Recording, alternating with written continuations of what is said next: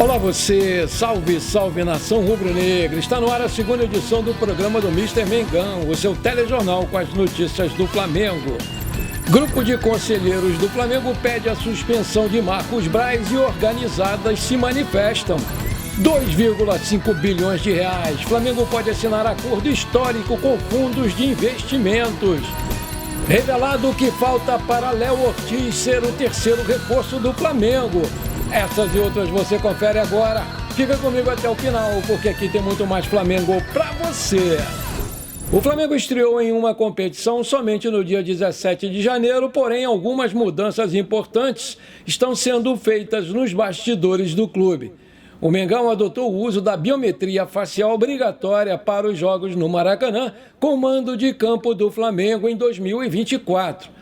O rubro-negro enviou um e-mail aos sócios torcedores da nação e informou: olá, rubro-negro, a partir dessa temporada, o cadastro da biometria facial será obrigatório para a compra de ingressos e para o acesso aos jogos com mando de campo do Flamengo no Maracanã.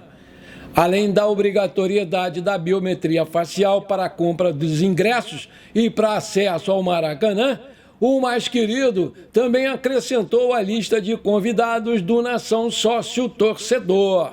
Dessa maneira, os convidados do plano deverão ser cadastrados antes da compra das entradas. Anota aí. Aspas. Caso você possua convidados no seu plano, será necessário cadastrá-los na lista de convidados do Nação Sócio Torcedor. Esse cadastro ele deve ser realizado obrigatoriamente antes da compra dos ingressos para o seu convidado. Por isso, orientamos que você realize os procedimentos antes dos primeiros jogos do Flamengo em 2024, explicou o Flamengo em seu e-mail. Vale lembrar que esse jogo contra o Vasco não vai ser preciso a biometria, porque o mando de campo é do Cruz Maltino. O Flamengo venceu o Sampaio Corrêa por 2-0 nessa quarta-feira pela quinta rodada do Campeonato Carioca e agora foca as atenções no clássico contra o Vasco da Gama no domingo, dia 4. Não à toa, a comissão técnica do Flamengo já definiu a programação para esse jogo. O Tite deu folga para o elenco nesta quinta-feira. A reapresentação está marcada para essa sexta-feira, a partir das 8 horas, horário de Brasília. Além disso, o treinador agendou atividades no sábado, também às 8 horas da manhã, horário de Brasília, no CT Ninho do Urubu. Desse modo, o Flamengo vai ter duas atividades antes do jogo contra o Vasco, pela sexta rodada do Campeonato Carioca, e cerca de 45 mil ingressos já foram vendidos, ou seja, a expectativa é de que tenha um grande público em mais um Clássico 2 milhões no Maracanã. Atualmente, o Flamengo está na quinta posição no Campeonato Carioca, mas tem um jogo a menos, ou seja, tem a grande possibilidade de voltar ao G4 da competição, caso vença o jogo atrasado contra o Volta Redonda, marcado para o dia 10 de fevereiro no Maracanã. Vale lembrar que o Vasco e Flamengo vai acontecer às 19 horas, horário de Brasília, no Maracanã, pela sexta rodada do Carioca, e vai ter a transmissão do YouTube pela Cazé TV e na Band Esportes em TV paga. A torcida do Flamengo demonstrou toda a sua força e paixão durante a sequência de partidas que o time realizou longe do Rio de Janeiro. No desembarque da equipe em Belém, onde o clube enfrentou o Sampaio Corrêa, vários torcedores lotaram o aeroporto da capital paraense para receber a delegação do Flamengo. Mais tarde, o estádio Mangueirão também foi tomado pelos flamenguistas. No Mangueirão, palco da partida contra o Sampaio Corrêa, foram registrados 49.112 presentes e quase 6 milhões de reais de renda. Antes de Belém, o Flamengo teve uma recepção calorosa também em Manaus, onde fez a sua estreia no Campeonato Carioca. Na Arena Amazônia, aproximadamente 44 mil pessoas compareceram para apoiar o Flamengo. A torcida rubro-negra também marcou presença nos Estados Unidos durante a partida contra o Orlando City, com mais de 25 mil espectadores presentes. Ao todo, o Flamengo levou mais de 160 mil torcedores aos seus jogos em Manaus, João Pessoa, Natal, Tampa, nos Estados Unidos, e Orlando, nos Estados Unidos, e em Belém, demonstrando mais uma vez a grande força e a paixão da maior torcida do mundo em diferentes partes do Brasil e do planeta. Um grupo de conselheiros do Flamengo entrou com um pedido de suspensão do Marcos Braz no Conselho de Administração do clube.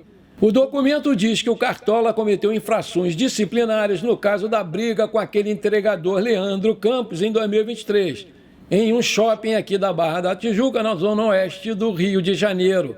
Essa informação foi publicada primeiramente pelo GE. Desde o início do episódio, o Marcos Braz fez absoluta questão de envolver o clube em sua defesa, o que trouxe inequívocos abalos à imagem pública da instituição, que não apenas foi indevidamente enredada com um episódio de agressão covarde a um torcedor e trabalhador humilde, como também acabou afiançando a versão que se provou inverídica, cuja existência encerra um imenso desrespeito à sociedade em geral e à nação rubro-negra em particular, dado que há amplo repúdio a esse comportamento matreiro, diz lá o trecho.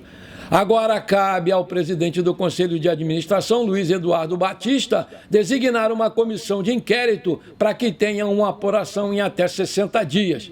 Os conselheiros querem que o Marcos Braz seja julgado aplicando a penalidade de suspensão do quadro social. Se o dirigente for suspenso, não vai poder exercer o cargo durante o prazo estabelecido. Torcidas organizadas do Flamengo também se manifestaram depois da divulgação das imagens da briga em que o Braz se envolveu nesse shopping aqui do Rio de Janeiro. A Nação 12 e a Urubuzada publicaram notas nas redes sociais e fizeram críticas ao dirigente. Outro ponto extremamente revoltante foi ele ter usado, com o aval do Landim, os meios do clube para mentir sobre a sua versão da história. O Braz deveria, no mínimo, ter a hombridade de pedir para sair, trecho da nota da Urubuzada. Além da agressão física e também alarmante, o uso das dependências do Flamengo para tentar encobrir e distorcer os fatos relacionados ao incidente, o fato de terem sido utilizados recursos do clube para mentir sobre o ocorrido é um abuso de poder e uma clara tentativa de manipulação da verdade, trecho da nota da Nação 12. Segundo o site GE, o vice-presidente de futebol continua com apoio irrestrito do presidente Rodolfo Landim. Opositores entendem que o Braz deveria ter sido retirado do seu cargo na época do ocorrido, enquanto os apoiadores seguem do lado do homem forte do futebol do Mengão.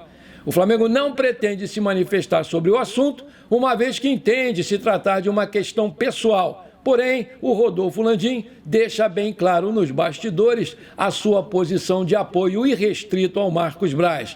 Os dois, inclusive, almoçaram juntos nessa quarta-feira em Belém do Pará e receberam o título de cidadão honorífico da capital paraense das mãos do presidente da Câmara Municipal. Já na parte política, a situação deve ser diferente. O Marcos Braz poderá ser alvo de uma reunião do Conselho de Ética da Câmara dos Vereadores do Rio de Janeiro. A vice-presidente da comissão, a vereadora Tereza Berger, foi quem anunciou nessa quarta-feira que vai convocar o colegiado para reavaliar o caso e, se for condenado, ele pode até perder o seu mandato. Aí eu te pergunto, você acha que o Marcos Braz deve ser afastado do Flamengo? Coloca aí! Nessa quarta-feira, o Porto de Portugal usou as suas redes sociais para anunciar oficialmente a contratação do zagueiro Otávio junto ao Famalicão de Portugal. Como o Flamengo ficou com 30% dos direitos do jogador, vai lucrar 3,6 milhões de euros, 19 milhões de reais na cotação atual. Lembrando que a diretoria do Flamengo vendeu 70% do jogador em 2023 por 500 mil euros. Esse dinheiro vai poder ajudar o Flamengo na contratação do Léo Ortiz. O Otávio sempre se destacou na base rubro-negra, mas infelizmente teve poucas chances no time principal. Depois de uma longa novela de meses em negociação, o Flamengo se aproxima de um final feliz com o Léo Ortiz e vê a concorrência cada vez menor pelo jogador. O fechamento das janelas europeias também anima a diretoria. De acordo com o GE, o fim das transferências para a Europa significa uma boa notícia para o Flamengo. O mercado europeu fecha nessa quinta-feira, a famosa hoje. Após isso, clubes do velho continente só poderão negociar com jogadores na janela de verão, que vai acontecer em junho e setembro. Com caminho livre por Léo Ortiz, o Flamengo vê as negociações, enfim, caminharem com o Bragantino para um final feliz. Há algumas semanas, as tratativas estavam paradas devido aos altos valores determinados pelo clube paulista, chegando aos 12 milhões de euros, 64 milhões de reais. Mas a chama de esperança se acendeu de novo quando o Red Bull topou baixar o preço da venda. O Clube da Gávea formalizou uma proposta de quase 8,5 milhões de euros, 45,3 milhões de reais, o último valor solicitado pelo Bragantino. O Flamengo ainda conta com uma ajuda do Léo Ortiz, que não esconde a sua vontade de defender o manto. O Ortiz, inclusive, abriu mão de uma parte que receberia para tentar acelerar a contratação. O grande entrave no momento já não é mais o valor da transferência, mas sim o contrato. O Flamengo apresentou uma proposta com valor fixo e acréscimo de bônus com metas estabelecidas. Já o Bragantino, por outro lado, não aprova esse formato de contrato. Enquanto as conversas seguem acontecendo, o zagueiro Léo Ortiz continua entrando em campo pelo Bragantino. Após não chegar nenhuma oferta da Europa, as equipes voltaram a conversar novamente. Mas, aparentemente, a direção do Flamengo ainda não está satisfeita com esse valor. Isso porque o Marcos Braz deu uma resposta rápida para o repórter Léo José. Em sua fala, o Braz deixou claro que espera que a pedida do Red Bull Bragantino diminua ainda mais. Aspas, vamos ver se desce mais um pouquinho o valor pedido pelo Bragantino, disse lá o dirigente, deixando claro que o Flamengo segue negociando com gelo no sangue. A novela entre o clube carioca e o Léo Ortiz chegou perto do seu final, mas ainda deve ter alguns novos capítulos. Maravilha, se você está curtindo o nosso programa, então não esquece, manda brasa agora no like para fortalecer o nosso canal. Se você ainda não é inscrito, bora lá, me dá essa moral, vou ficar muito feliz com você. Aperta o botão inscrever-se, aperta o sininho ali, pronto. Simples assim, muito obrigado. Manchete bomba, 2,5 bilhões de reais. Flamengo pode assinar acordo histórico com fundos de investimentos. Uma reviravolta de última hora pode atingir o futebol brasileiro e fazer com que um acordo bilionário seja assinado. Desde o ano passado, o assunto sobre uma liga para cuidar dos direitos de imagens do Campeonato Brasileiro vem sendo debatida. O Flamengo está de olho, porque pode faturar muito alto com esse negócio. Surgiram dois blocos, a Libra e a Liga Forte. Depois de um longo imbróglio, as equipes começaram a negociar dentro dos seus grupos. Mas agora tudo pode mudar, porque uma união entre os blocos pode acontecer. Entende-se que com a divisão das equipes, os valores que podem ser atraídos são menores do que o que se pode ter garantido. Se houver uma união e, com isso, uma reunião entre os representantes das duas ligas já aconteceu. De acordo com informações da Gazeta Esportiva, uma primeira reunião já aconteceu com alguns representantes e tudo caminha para que os grupos se unam nas negociações pelos direitos de imagem do Campeonato Brasileiro. Segundo informações apuradas pelo jornalista PVC, o Paulo Vinícius Coelho, em sua coluna no site UOL Esportes, é esperado que com negociações conjuntas os times consigam subir os valores que estavam sendo negociados à parte. Está muito perto o consenso de que se poderá ganhar mais dinheiro a médio prazo e que mesmo nesse momento não se precisará estacionar nos 2,2 bilhões do contrato anterior. Mesmo que o ganho seja menor do que você gostaria, haverá um dinheiro próximo aos 2,5 bilhões de reais, pelo menos para você, informou lá o PVC. Resta aguardar qual vai ser o encaminhamento desse acordo, mas a nova atualização traz uma possibilidade da união entre os blocos e uma negociação conjunta entre todos os times envolvidos. Uma das principais entusiastas dessa reunião entre as ligas é a presidente do Palmeiras, a dona Leila Pereira.